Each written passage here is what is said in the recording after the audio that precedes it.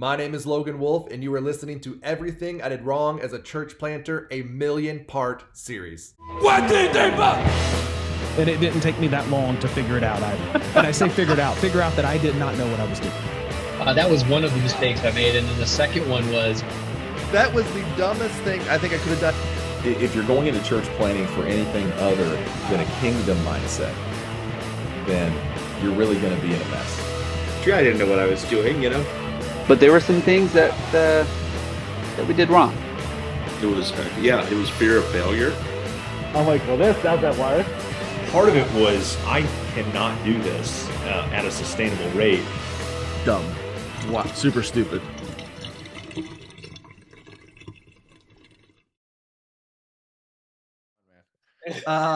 All right. I'm looking forward to catching up here with my friend Isaac in Orange County, California. Isaac, it's been a little bit since we've had a conversation recorded. I know we've talked since you were last on here, but what's been going on out your way that you're just celebrating, or maybe some things you're thinking through right now?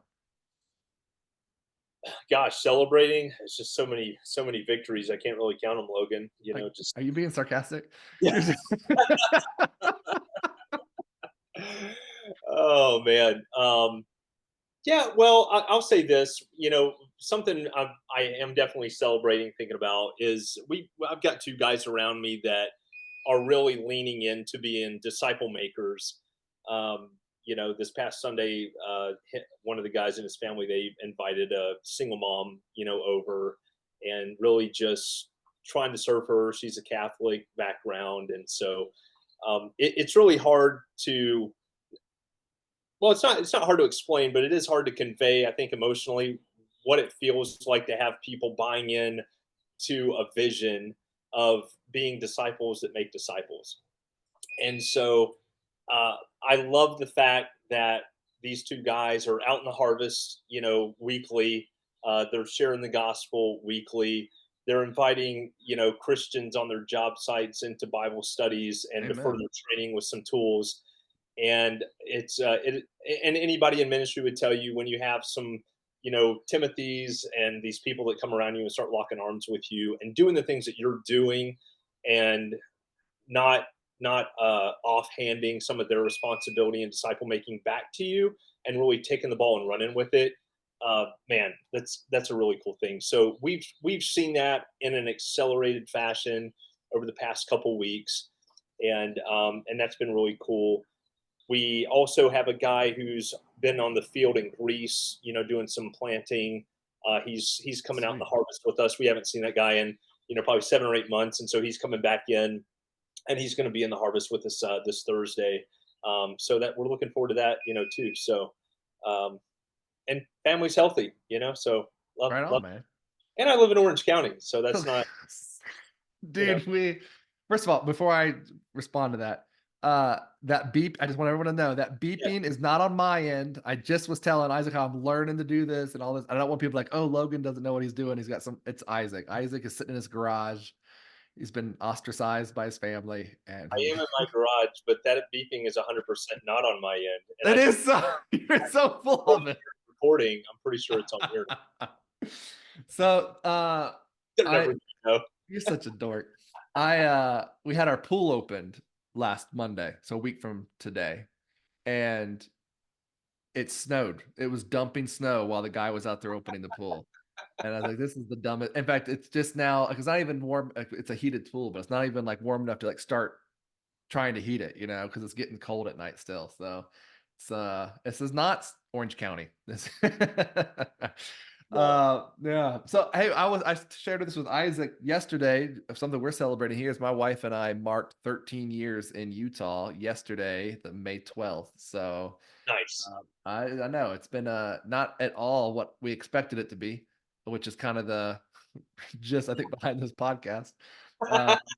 Yeah. And then I sent Isaac a picture of me and my wife when we first got here. I'll post that on the YouTube side of this. I'll put that up there so you can see it. But I got a lot of everyone I shared that with, I got a lot of flack. So I guess I kind of look like a goober there. It's blurry. It's not blurred it out.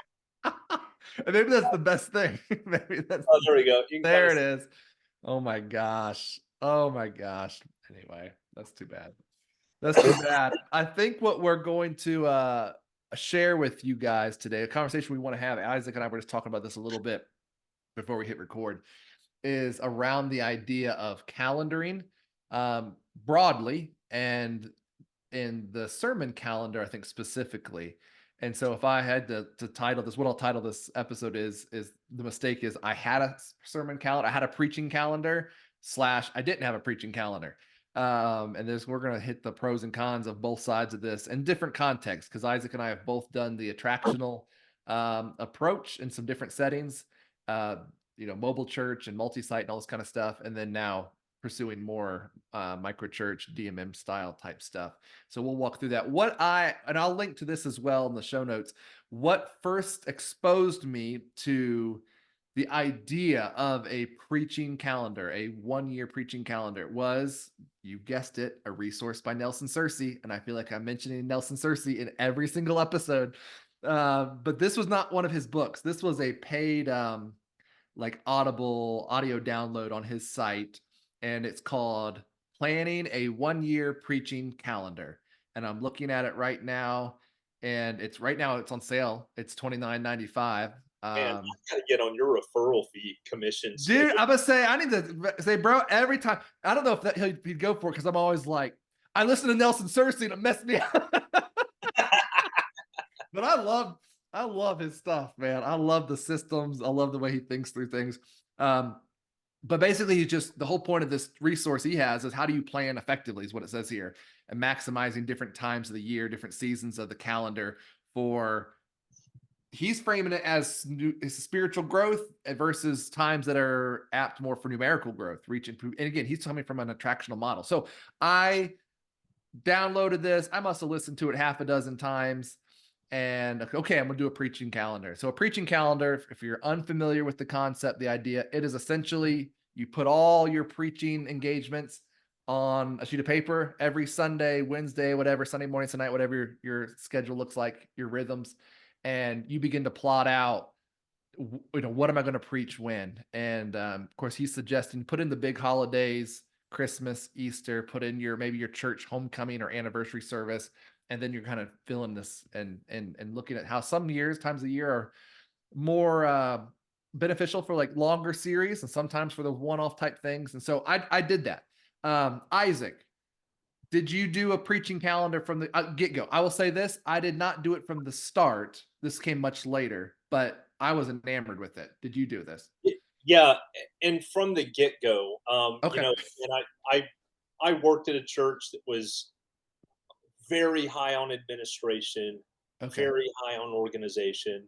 Coming from a military background, I had a little bit of that wired into me anyways. I mean, you got op orders, mission orders, you have all these things. And so you'd write patrol orders that ran, 30 something pages. And then people would be like, it's not long enough. You didn't. So yeah, we came in with this 1-year preaching calendar.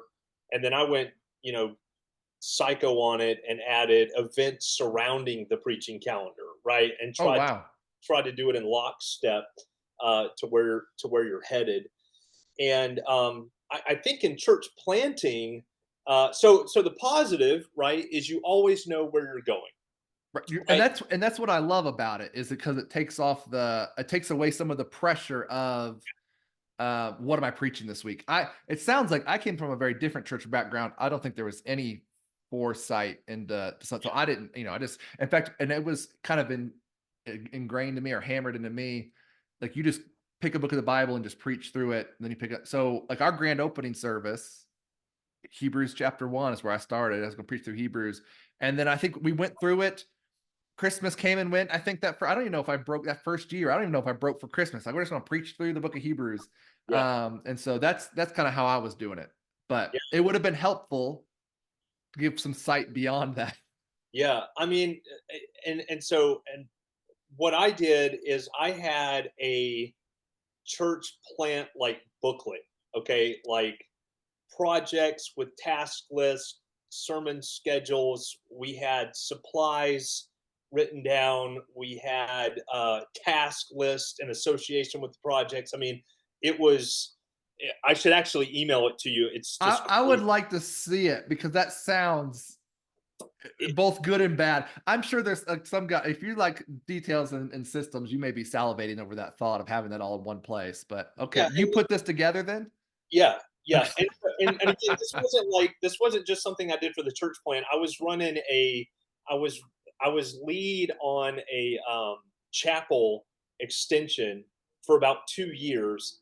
And so you were submitting budgets to the overseeing, church. You were submitting a preaching calendar to the guy who was kind of running your, development or whatever. And so this just seemed like a good idea to continue doing. And I think it was. But at the same time, if you're a church planner and you're geeking out over details like that, my caution to you would be like, you have a lot more important things to be worried about in church planting than the organization and the flow of your sermon series and special Right. days. Not that you don't need to be thinking about those, but it's probably better for you to find someone who can think about that stuff for you before you do what I did, because as you can imagine, how much time did that stuff Well, take? right? Right? But this also may go back to our conversation around how quick did we start? And if this is something you think I would like to try to do, then maybe don't wait till you're on the like you could actually do this, begin thinking through this now. Like what would I, and again, this is not writing sermons for a year. Though depending on how long you start, you may be banking some stuff, Correct. but you could be thinking through and praying through some of that ahead of time. But you're right. From once you're there on the field and you're trying to get going, this probably, I would say this isn't, no matter your model, your methods, this probably isn't the most important thing you to be doing. Yeah. So, and again, like we were putting down passages with some of these sermon series because it was, I like to do when I was preaching more often, I like to do like a topical exposition, right? So I'm going to do a series on money, but I'm going to do my due diligence and find passages that speak to those points, and I'm going to preach those points as they flow through the passage, right? So Yeah.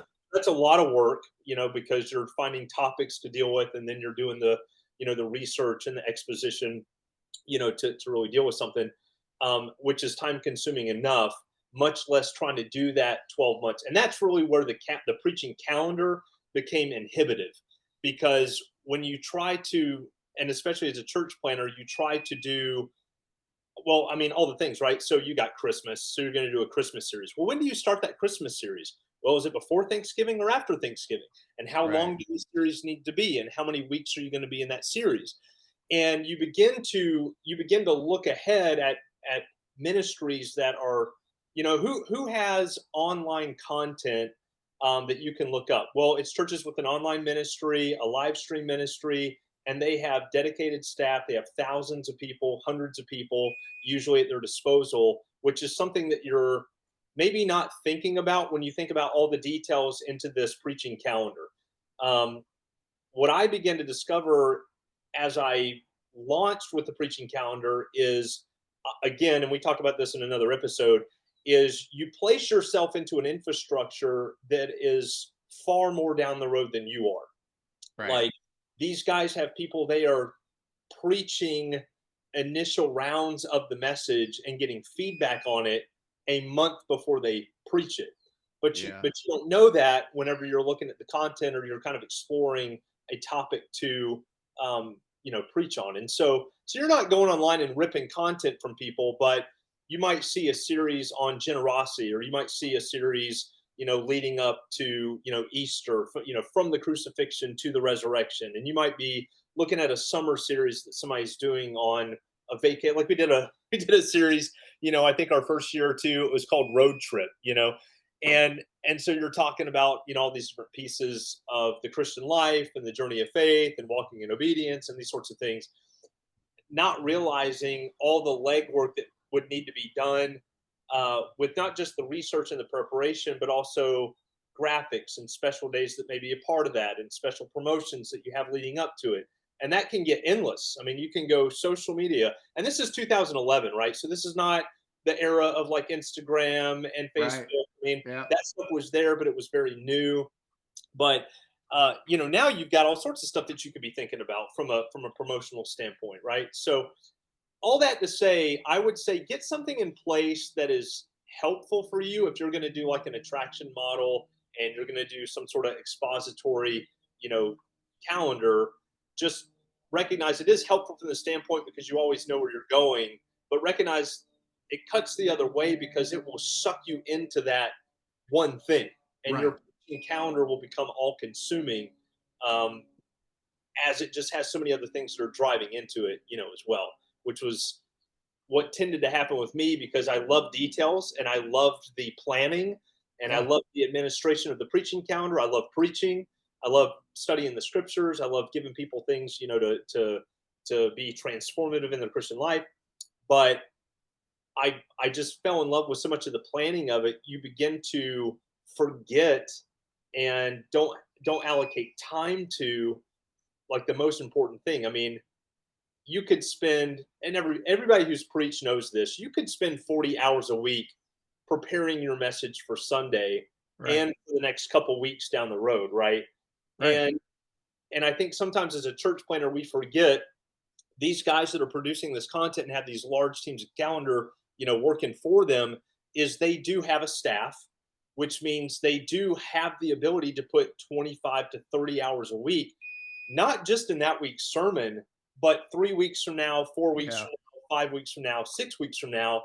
And you're a guy I was a guy, it's just me and my wife. I have no other preachers. I have no one else running volunteers. I have no one else, that's leading setup. It's just me. Like, we're doing all of it. And I'm trying to do this crazy administrative task and thinking ahead 6 weeks, 12 weeks. I mean, most calendars on preaching calendars you look at nowadays, you would see it starts 12 weeks before the message, and you're sitting down with your team and talking about it. Oh, and the prep for it, right. Just getting the 30,000 foot, kind of view, right? And I think that's awesome. But as a church planter, you really need to be thinking about ways that you can maximize your study, do very basic but pointed, gospel-centered growth, maturity messages, because the bulk of your time, the really where the 35 to 30 hours needs to be spent is out in the harvest, building relationships, and really evaluating those people that God's bringing around you to develop a leadership team and more mature disciples that can go out and do what you do, which is disciple making. Well, and this goes back, and this was like one of the first episodes I recorded by myself, was it's putting that cart before the horse, right? We want to jump right to the church idea of what church is, and we want to the church service, and my week is spent prepping for the service and the sermon writing. But as a church planter, and the biblical pattern is I'm going out, I should be sharing the gospel, proclaiming the gospel. I should be building those relationships. I should be looking to make some disciples, develop leaders, like you just said. And the church service is will build out of that. But when we jump right in, now again, I understand an attractional model, especially kind of this parachute idea of we're going to send in 30, 50, 100 people to an area, and a quote unquote church is already established. I mean, you may be coming in with a team, but if you're coming in cold somewhere and it's you or you and another couple, you really, there is this tension in your time. I don't, I'm all for, when we were multi-site, I was spending at least 15 hours a week writing a sermon for that Sunday, a little bit of thought for the next, week beyond that. But that, man, I don't know if that was even, the best use of my time. I was doing that multi-site. I also did that when we first moved here. Like, I spent my whole week writing a sermon. Right. And we hadn't gone out, so that's why that first year was me and my wife. It was just like, there should have been a more intentional, like, I'm going out and sharing the gospel and pouring into people. So there's, I think, seasons in this where what I can give to this prep is different than what I may give to it next year or 5 years from now. Yes. So I think recognize that, and I think that's okay. That's the life cycle of a church, right? I think also, again, I want to say it again, don't rush to start, and you're going to buy yourself time to do some of this prep without the pressure of Sunday morning. Like, if you have, your church planting, you say, okay, instead of starting next month, we're going to start in a year and a half, and I'm going to have time to actually be doing this, and may even find people to kind of help with some of this stuff that you're talking about, the social media aspects, the graphics, that I don't have to do myself. Yes. So I think it's good. I do love the foresight. And if you're someone who kind of gets lost in the weeds and needs some direction, you find yourself preaching the same theme or passage over and over again, I think a sermon calendar kind of helps you think through that. Yeah. If you look at it and say, Yeah. this is week 30 of whatever abstract idea you're camped out on, it's like maybe it would have been helpful to press out. So again, I'm not knocking the sermon calendar. I'm saying there's in different phases of the ministry, I think it has different value. Does that make Yeah. sense? Well, yeah, no, 100%. And I would just say, like, since we're talking about calendar, right? I would just want to say to a church planner watching this, like, let me give you a little bit of freedom here in your week to just dedicate like 8 hours to sermon prep, Yeah. because somebody needs to hear that, because I felt I was doing a disservice to my people if I didn't spend 20 to 25 hours in the week. Now, again, we started with 3 services, right? So we were doing Sunday morning, Sunday night, Wednesday night. We were doing Sunday school. Thursday. We didn't call it that, but Sunday school and then a Sunday service. So Yeah. So a caveat here would be maybe just start Sunday morning and maybe a midweek, or just a Sunday morning, or maybe just a midweek, to build up some momentum, and be able to disciple some people. But once you get rolling and once you like launch and you really start having regular meetings, I think some guys do need to have some weight pulled off of them and say, hey, if I've got 8 hours that I can just really discipline myself and spend 2 hours a day for 4 days, you'd be surprised how far you can get by just setting a timer, turning all your devices off, that's right. and in 40 minutes. And by the way, I would also say if you guys want this, I'll give it to you free. I got some stuff from Andy Stanley's Preaching Rocket, and they've got they've got a real good template on how to build a sermon. So it gives you a template on, like, hey, this day you're working on this for 40 minutes. For this, you're working on this for 40 minutes. And it gives you a template to be able to write a good sound biblical message in about 4 hours. Yeah.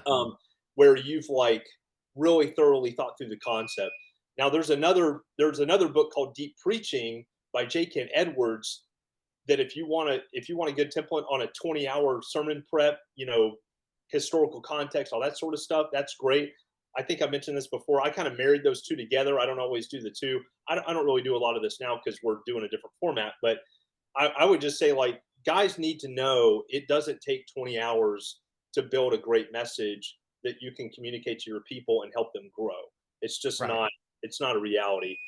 And Well, the great thing about systems, because I'm familiar with Preaching Rocket, and then I don't know if you have mentioned that other book. And then a book that I had, I don't think I have it anymore, was 12 Steps to Preparing a Message, or 12 Steps to Great Preaching, or something like that. But it was like templates as far as like exercises to do in the prep work. Like, here's doing all your observations and research. Here's your outline.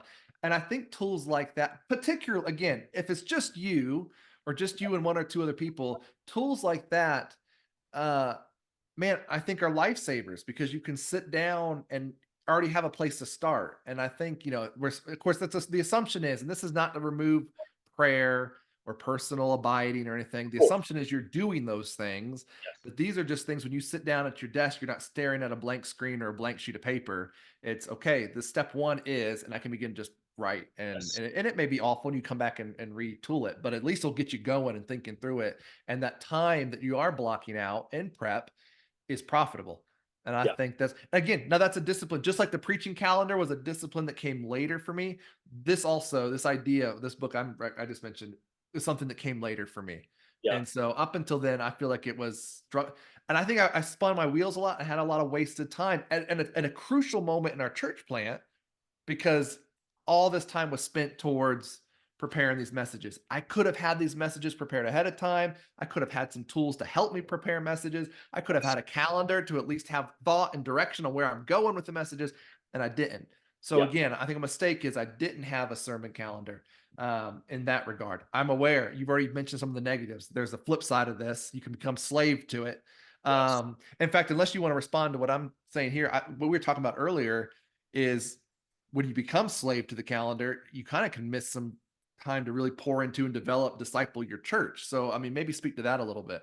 Yeah, right. So it's frustrating looking back on your church planning journey, because you're like, how did I miss this? And for sure, somebody needs to hear, hey, have a preaching calendar.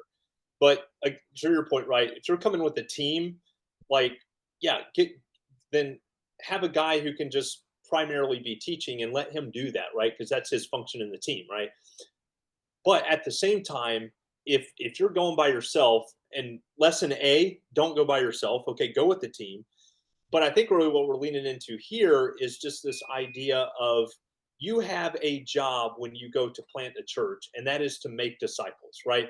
Because a primary principle of church planting is churches don't make disciples, disciples make churches, right? Where we find disciples, where we mature disciples, out of that is born a church.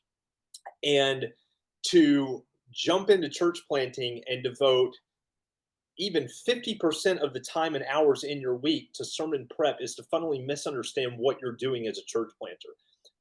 Your primary focus needs to be maturing. And he's frozen. There you go. Oh, you there froze on me, bro. Where did you lose? You fundament, and then you just like, yeah. You even the face. Your Zoom is like, it won't even let the word fundamental. I probably just froze right now. It won't even let the word fundamental into the arena. It's like, get that out of here. But again, right, if you're putting even 50% of the hours in your week towards sermon prep, you're just misunderstanding what you're doing as a church planter. Yeah. And so your primary job, right, is to go and share the gospel. It's to connect with people. It's to build rhythms so that you can meet people, so that you can have those moments like Paul did at Lystra and Derbe and Achaia, where he met these people, bumped into these people, and then begin the process of sharing the gospel, inviting them to follow Jesus. That's your primary role as a church planter. And I think the error when we really start leaning into this preaching calendar thing is we're trying to pastor before we've planted, and yeah, that's good. And that will work against you. So when you're looking at maximizing your calendar, realize there are a lot of other things that go into planting other than just preaching, obviously, and so I think sometimes we forget the importance of, everybody knows you're going to go start a church, you need to get the word out, you need to go in the harvest. But I think sometimes we're thinking ahead, which is good, but we can think so far ahead that we forget the task at hand right now with Mary and John and Matt and, Janice, and these people that we're kind of connecting with. What are their needs? Like, and I don't mean like physical needs. I mean, what are their disciple making? What is their maturity need, right? Like, what level are they at? Where do they need to go? Like, am I able to spend time evaluating these people? Are they faithful? Are they available? Are they teachable? Is this guy hungry? Is he humble? Is he smart, right? Taking an inventory of who we really have and giving ourselves the time and the space with them to really have some of these really important conversations. Not from the programmatic language that's really associated with church, right? Like, we need you here at all the services, we need you tithing, or whatever your leadership requirement list was, when you guys went and planted, because we had one for sure. Like, I can't even tap someone for leadership until they're doing these certain things, when really we just need to be in conversation, having people over at our house, having them over for dinner, taking them out for coffee, having them for lunch, seeing if we can get them in the harvest, et cetera, et cetera. That's really the main work of the church planter, to start forming this Christ community, to eventually pastor. But right now, that's not really what we're doing. So let me kind of merge two thoughts together here. You're talking, is there space to connect with these people? Is there space for genuine relationship building, discipleship, getting to know the needs and the maturity of people? You've also have already mentioned, okay, a sermon process that actually lets you break down the actual sermon writing, sermon prep over a number of days, a number of hours. It's that Michael Hyatt has this tool he calls his ideal week. Have you seen this? Where basically you map out on like a spreadsheet, an Excel sheet or something, and Monday, Tuesday, Wednesday, Thursday, all the whole week, and you just say, here's all the times on the side. Ideally, if your week could play out exactly what you want it, how would that time be spent? And that may be a helpful exercise of, okay, X amount, 2-3 hours a day, maybe for 4 or 5 days for sermon prep. but then I'm blocking time for my family. I'm blocking time, you said, to connect with local leaders, maybe to connect with new disciples, maybe time I'm blocked to get in the harvest, out to sharing the gospel, a time for administrative stuff. That wouldn't all be equal. But it would be helpful, I think, a visual to think through it, and then to pair that up with something like a sermon calendar and saying, okay, I'm going to have this prep. I know where we're going, and I've got this many hours this week to prepare to go that direction. And if it's 6, 7, 8 hours on, week 1 sermon, whatever that title is, and I got an hour to kind of think of some texts and titles for the next 2 or 3 weeks, or to do some research for the next, and you kind of can have that prepared and spaced out. And again, maybe a less of an issue if you've got several people picking up those pieces and helping you with it. But if you're running by yourself or you're prepping by yourself, I think that's a really helpful exercise. It's making the best, I think, of the sermon calendar, and making the best of, hey, the processes and tools that can help me be effective in the time I have while I'm still trying to be out engaged in the community. Does that make sense? Yeah. Well, and I think too, I would make it a little more granular, and I would say daily, right? So Yeah. take the weekly outlook, but I think also once you're looking at the week, and again, we were talking about this before we started recording. There's different thoughts on the weekly calendar, right? There's maybe what we could call hat priorities, right? So I'm a preacher, I'm a pastor, I'm a soul winner, I'm a harvest guy. Like, I'm a father, I'm a husband. I'm also a guy, right? So I've got, guy stuff that I want to do, or fun, social, there's intellectual. I mean, you could go through John Maxwell's 7 areas of life, right? And you could look at your week and say, okay, I need to fit all this stuff in here. Where am I going to do that? But then I think also on the daily, having and I use something like this now. It's called a daily gratitude journal. And so it's basically says, hey, what 3 things would make today awesome? What am I grateful for today? And what 3 awesome things happened? And so it incorporates like a discipline to where, yes, you want to say weekly, what would make this week a win? Because I think, especially in church planning, it's very, very important to not just have like a big attendance win or a good conversion baptism win. You need to have like, I would say daily wins, like it's just every day you need to have something that you can go to bed and be like, that was awesome. Or, man, I'm really glad I did that well. Even if it's just getting a certain number of whatever done, it's a work goal, not a results goal.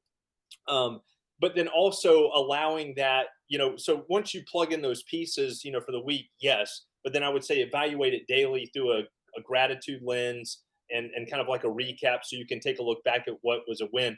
But on the week, I would also say keep it. I guess what I'm trying to say is keep in mind all those 7 areas. Like your social life as a leader and a church planner is as important as your message preparation is to that church plant. So if you like playing pickleball, or you like doing combatives training, or like you do the heavy lifting stuff, right? Like you do those competitions. Like I enjoy shooting, and different things like that. I like weightlifting, so those are huge things that you need to calendar. And then you also need to have, I think Carey Nieuwhoff's a pretty big proponent of this. You need to have like gaps in your weekly schedule.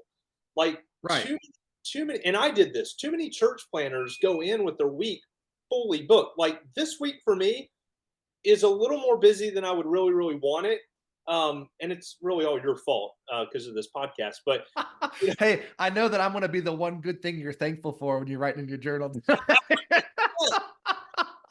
But my point is, like, we launch into church planning and we put all these things back to back to back to back to back, and it's like, bro, if you don't have time for somebody to be like, hey, pastor, or hey, Isaac, our kids at our school have this like fundraiser thing on Friday night or Thursday night. We'd like you to swing by the McDonald's and just be there. Like that's a problem.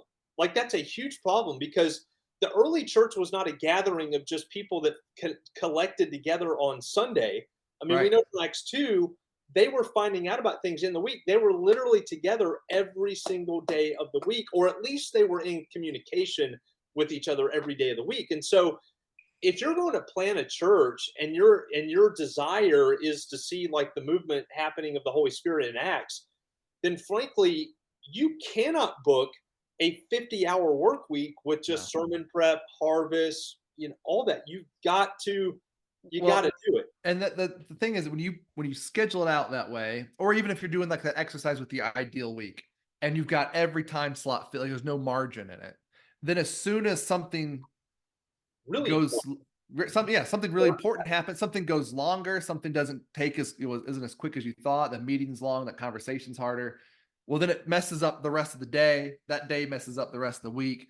It's like there has to be those gaps. And then what if you do have an opportunity to be with people and just for community, just for fellowship, just for relationship, and you've booked yourself up until 10 and 11 o'clock at night? I mean, that's not healthy. And it gives you a good ability to assess what's really happening in the church plant, because if you're out there thinking you're making disciples but no one's contacting you to connect in the week, you might not really be doing what you think you're doing. That's right. That's good, man. And look, this is from my experience, right? I thought we were building a good church and we were growing, but if I wanted coffee or if I wanted to have a meeting, I was the guy reaching out. Yeah. Like, I was the guy setting the meeting. I was the guy seeing if they could get together. I was the person, trying to make it happen. And that's not good. That's not good.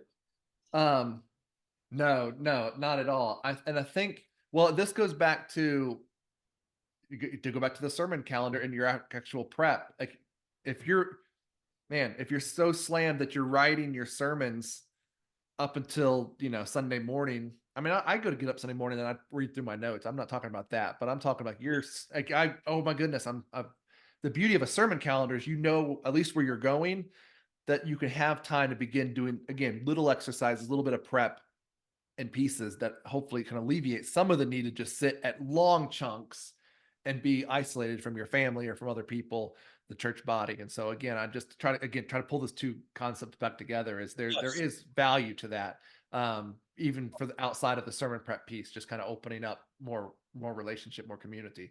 To that end, I think calendaring. So like, I wrote a piece for Belay. Belay is a your ego just knows no end. I know. I almost as bad as you every time we talk, working in the fact that when I was in the military, were you in the were you in the military? I didn't know. You've never talk about it. The company I work for is better owned and operated. Sure. Okay. You know what? Thank me that you're not in communist America right now. Or we at least delayed it another 20 years. There you go. We're good. We're good for a little bit. So Belay is a company that does virtual assistants. And that's a different I had a virtual assistant for years. That was great. $100 a month. It depends on what you get them for, bro. But it'd be a good conversation of outsourcing some things. But I wrote a piece for their blog called "Utilizing Small Big Days for Building Relationships." And so, coming off this idea of the sermon calendar, where we're putting Christmas and Easter on here, big attractional days. You usually have an event or events around Easter, Christmas, candlelight service, sunrise services, or whatever, Good Friday services. And then you said it earlier, I think, since we've recorded, where you're going to launch some kind of series coming off that big day. You want to invite people back to all this kind of stuff. Well, but those two big days are like months apart. And so if you just the whole point of this article, and I'll link to this article, for the actual sermons, like the things going on in the church and the church ministry, if you just kind of look up like national awareness days or national awareness weeks, you can find all kinds of little ties to pull in. There's human trafficking awareness month, and there's mental health awareness month, and suicide prevention week, and all this kind of stuff that you could maybe do some stuff with when your message is. But there's also days that I think you could just turn into fun get-together days and plan those on your calendar ahead of time. Like when we did this before, it was like National Hamburger Day. And so we say, hey, whatever, it's National Hamburger Day. So we're going to everyone's invited. This is when we were in multi-site. So we were inviting, a large group of people to come over. We're going to get a couple grills out. We'll do hamburgers. And then there's like National Classic Movie Day. And you're like, we're going to watch an old movie. We're going to national whatever. A website that helps with that helped me with that was nationaldaycalendar.com. Oh yeah. And you can just, you seen that before? I mean, that's helpful. I think that's helpful. I think if you're looking for some kind of hook with a sermon, if you're looking for something other than like a Mother's Day or other than a father, like what are the days coming up? And then I think planning just get-togethers, fellowships, formally or informally, at Yeah. your church, facilities, campuses, in your backyard. I mean, it's just an excuse to invite people together, but it's just a mindfulness of the calendar and just some opportunities there. Have you done anything like that before? Yeah, like Veterans Day, Gosh. Memorial Day. Were you in the military? Yeah, I think we've done what is it, like National Cupcake Day or something like Yeah. that. Like we did like a midweek, fellowship or something. Yeah, I mean, I'm not going to preach a sermon on it, but it's like a fun, right? But it's like a fun thing. Like, hey, if I'm going to look at the calendar again, and if you go back to Nelson Searcy, what he suggests in that audio download is you put the holidays on the calendar. He's talking about Mother's Day, Father's Day, Christmas, Easter, those kind of things. Yeah. But why not go ahead and look at something like this and say, hey, what's going on? Maybe even in your own community. Like maybe there's some local events in your own community. It's like, oh, I know here in Provo, Freedom Festival, huge 4th of July festival every year. It's like 3 or 4 days. I We'll love go ahead that. and put, yeah, I bet you do. We'll go ahead and put that on there or whatever it is. And so, I mean, look, all that you have to do is get on the internet and just Google things going on that you can put on your calendar. So when you are prepping, not just sermon, but thinking, oh, what are some opportunities to actually connect with my community, to invite my church into those? And there, if you do that in one sitting, you prep some of this, you do some of this administrative work. Yep. Well, then you're not fretting, well, what am I going to do this month to connect with people? You already have put some stuff on the calendar. And you know what? Every week and every day doesn't need to be slammed with stuff. But if you just have a nice even space of activities, think building up maybe to some of your big services. Again, if you're attractional and Christmas or maybe a Thanksgiving service, well, then what could you be doing in the couple of weeks, couple of months leading up to that would just help you build out some relationship with some people and the community?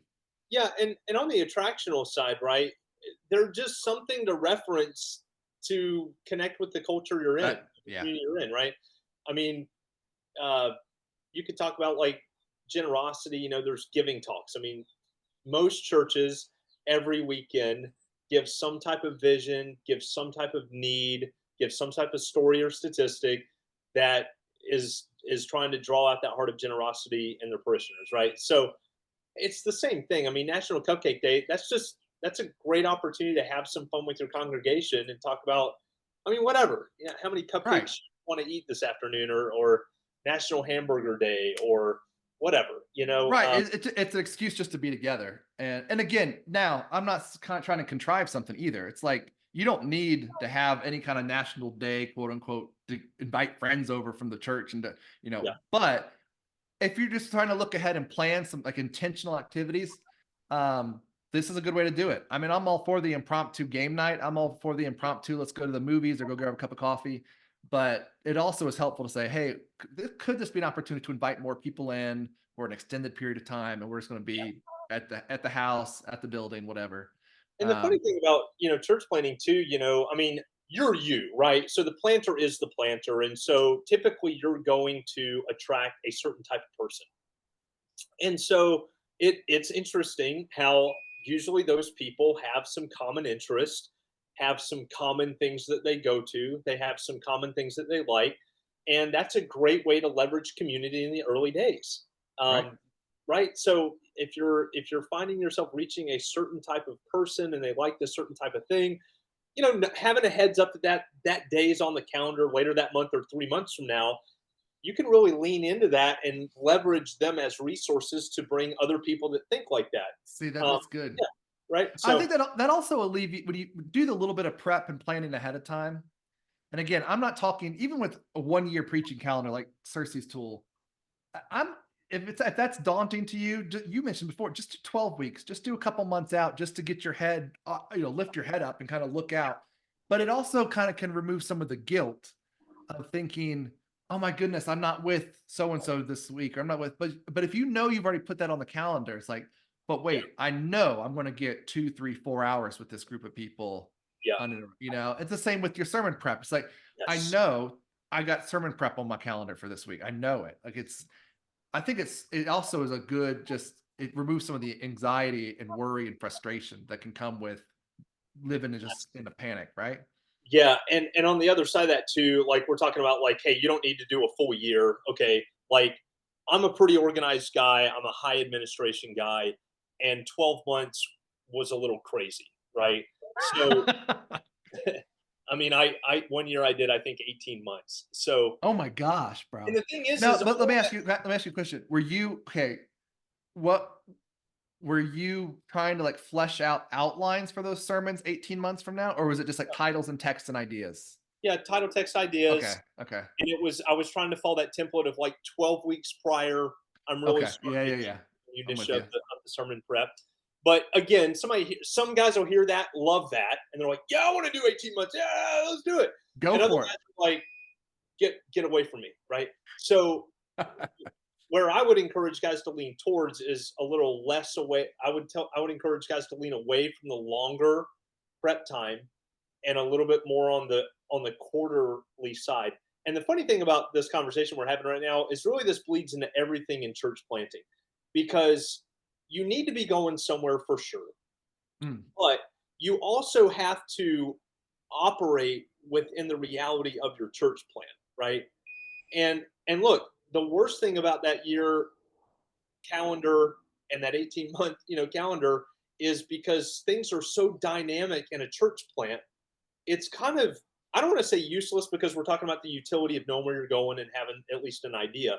But I mean, man, I mean, the dynamic nature of a church plant is you could have had a plan to talk about generosity in month 9, and you're like, no one is ready to receive this, right? And look, I'm a Marine, I'm a Marine, right? So oh my God. I just did it anyways, right? I don't care what you're Well, ready for. see, but I did the same thing too. I just jumped in and persisted in something without an acknowledgement of we're not here yet. And I've talked Yeah. about creating systems. And our brother from Pennsylvania was on here, Matt, and he's talking about planning for like they had 1,000 people, and it was him and his family. Like we can jump ahead of you.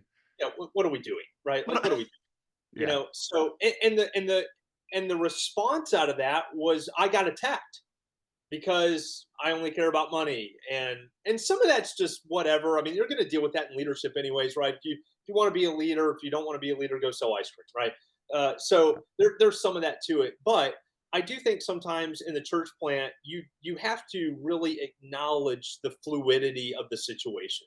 You are not pastoring a church; you are forming a church, and Right. that's an entirely different thing. And that's true of whether you're going by yourself. Again, don't go by yourself.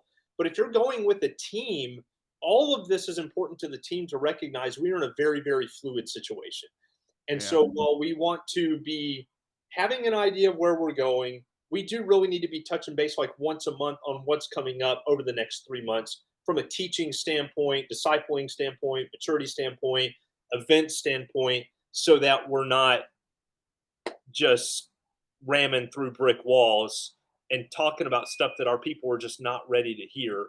And that's okay to change that last minute, because again, even if you're on the end of a series of messages in a quarter and you were supposed to preach on this thing, but you're really getting the sense that like this isn't the direction we need to go right now, even if you had to pivot in that week, you should at least have enough freedom at this point to say, well, I can take 8 hours of this week additional, because now it's going to be 16 hours maybe, and I still have a lot of week left to even pivot this series or whatever, Right. and do that, if you need to.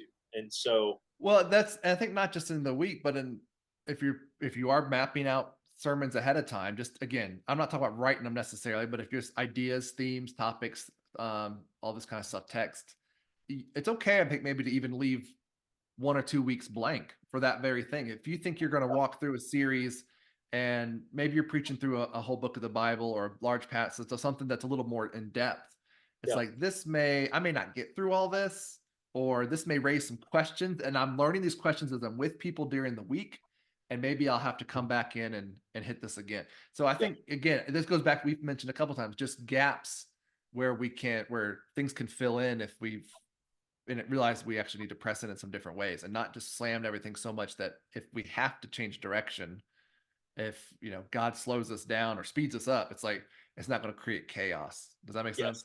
Yes. And again, all this to, talk about maximizing the week. Again, I can't really say enough about, I mean, yes, have some messages ready if that's the format you're going for, but really, I think the bulk of your time needs to be around, not even like, it needs to be around group discipleship, Yeah. learning through obedience, really maturing the body that you're finding and equipping these disciples. Because, you know, best case scenario, you have some people that really start kind of frequently attending, right? Which would be good. But worst case scenario, you have people that are coming and just have no buy-in, and you don't have any idea about that until 18 months later when they're no longer there. And so if you can maximize or prioritize the time of relationship building with the intent to disciple or see someone follow Jesus and get baptized, all those sorts of things, um, you will make I think you just make a lot more progress instead of Yeah. emphasizing the preaching calendar Yeah. aspect, because all that work in the week will feed into that message on Sunday, Right. but we're again, we're But talking about. and that but that's true. It's in that, again, no matter if you're standing up and preaching, if I'm with the people, it's going to, I'm going to hit my microphone like 7 more times. If you're with people, it's going to inform how you present stuff. It's going to inform where you slow down and really explain things, and Yeah. where you maybe move a little quicker. It's going to help, I think, application wise, as you're thinking through the needs of your people.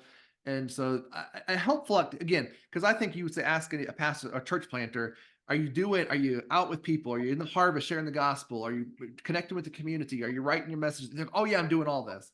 There's a helpful exercise. I forget the author's name. It's a lady. This book she wrote is called 168 Hours. You have more time than you think. Yeah. And basically she looks at a bunch of time diaries for people across a bunch of different professions and whatnot. So she suggests an exercise where you just go a week and every 30 minutes, just write down what you were doing during those 30 minutes. And at the end, kind of synthesize it. And I think when I did it, it was telling, because if you would ask me if I was doing all the important stuff, I'd say absolutely I was. Yeah. And then there were some things that popped up and I was like, I am shocked at how little time I'm actually given to that, Yeah. And so I think I'm going to be don't just say it. We need to, bless you. We need to, are we actually giving time to those important tasks? Yeah. Especially up front. I would probably say in the first 8 years, I was probably spending a total of 4 hours a week developing people. And I'm saying that like that's not a lot. That's not a lot. It's not a lot. It felt like a lot, but it really wasn't. Mm-mm. And some of that is by my own design, but then some of it was what I was kind of led to think my role as a church planter was. Right.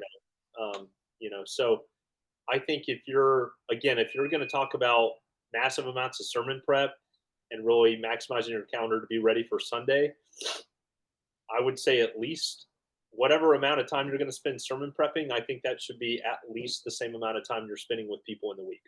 That's good. I think. Good. Yeah. I guess it'll depend on the person, right? On how fast they're understanding and applying. Well, again, it's probably not a hard and fast equation, but it does highlight if I'm 10 hours in the study and 1 hour actually with people, is that a good balance? No, I'd say probably not. And vice versa. If I'm 10 hours with people and always, but I sit down and write my sermon in an hour, is that all? I don't know. That's probably mismatched as well. So that's funny. Yeah, no, 100%, man, 100%. So yeah, it's crazy. Unless you have any other thoughts on what we've just been hashing out the last 45, 50 minutes, I want to just recap some of these action steps, because I think there's some clear things someone could do as they are just preparing to go to the, they just arrived at the field they're going to start a church in, or they're preparing to go. Anything to add before we kind of summarize some of this? Memorial Day's in like 3 weeks. That's pretty important. My gosh. Were you in the military? I was in the Lord's Army. I was in the Lord's Army. Do you sing that song in BBS? I may never march. Yeah. Grew up singing that Come song. on, man. I did too. Okay. So hear your takeaways. Well, my takeaways are this. I think one, an honest evaluation of, am I acting more in a pastoral role? I love what you said. Am I pastoring a church that's already like, a church has already existed, or am I realizing a church is being birthed out of this? And there I hit the stinking microphone again. It's amazing. I know. I never do that. I pulled it too close. I don't know. Or am I realize I'm birthing a church, and so am I acting more like the missionary, the church planter? So I think that's just like, Lord, where am I? And if you haven't got to the field yet, that's a good thing to recognize. Those are two different roles. I think there's overlap in the beginning because you'll have people to care for and shepherd and oversee. Sure. But the missionary role clearly begins to separate from that as they pursue more of the evangelistic and the formation stuff. So I think that's a good conversation. I think saving yourself the trouble, especially if you're attractional, you're preaching sermons every week, and at least putting on paper in a spreadsheet. Like, you don't have to do a year, but I, like you said, just 3 months. I mean, just get a direction of where you're going, so that you're not panicking every week. Know yourself, right, and know what your propensity is, and just do what's helpful. Like, I think that would be good. Do 6 weeks. If 4 weeks is good, great. If 12 weeks is helpful for you, great. Do it. Just. Yeah. And I think the third thing maybe would be find some tools and some resources that help you in that preparation. And so we've mentioned a couple. I'll link to them in the show notes. The Sermon Rocket, the book, 12 essential steps to great preaching, I think is the book I was thinking of. But just some worksheets, some forms to just help get the ball rolling. And that way you're not starting from scratch. And then just the idea of using other days on the calendar, not just prepping and planning for sermons, but getting together, discipleship, fellowship, community, and even some fun ways to do that just as you're connecting with your community. What's going on in the city calendar? What's going on in the community calendar? What's the national day? We can kind of rally around just for fun and begin pulling people together. So I think those are 3 or 4 great takeaways. Anything else stand out to you? I think really asking the question of, like, again, going back to John Maxwell's 7, spheres of life, I think asking yourself, how am I going to prioritize these areas practically on my calendar is a really good question to ask. I also think having a plan to have a daily practice of gratitude, identifying the wins, identifying what would be rewarding for your day, so that you have something concrete every day that you can walk away with and say, this was a win, or I did this well today. I think those are true. And I'm not even trying to oversell this. I think they are life transformative practices. And I think for church planners, it's like a non-negotiable. I went through a really difficult season, year 5 and 6. And then another really rough season, years 9 and 10, where because I didn't have those habits, I was just spiraling. And it took a couple conversations with guys coming in saying, look, you need some wins. And I was so down, I didn't even understand, like, how do you even do that? And so gratitude is where I started. And then that led me to realize, there's better things happening than what I realized. And that allowed me to get to a place to where every day you can actually acknowledge, man, look what God did today. It's not 100 or it's not, whatever, but it is something good and gracious that God did today. And I think fundamentally in ministry, that is the sustaining, thing, so. Good. Right on, man. Well, I enjoyed it, bro. Guys, I've been joined by my friend Isaac in Orange County. You guys have heard Isaac before. He's not a new voice here. You won't hear him again. And when he asks, why haven't you had me back on the podcast? I'm going to say, because it's that beeping in your garage that you just refuse to acknowledge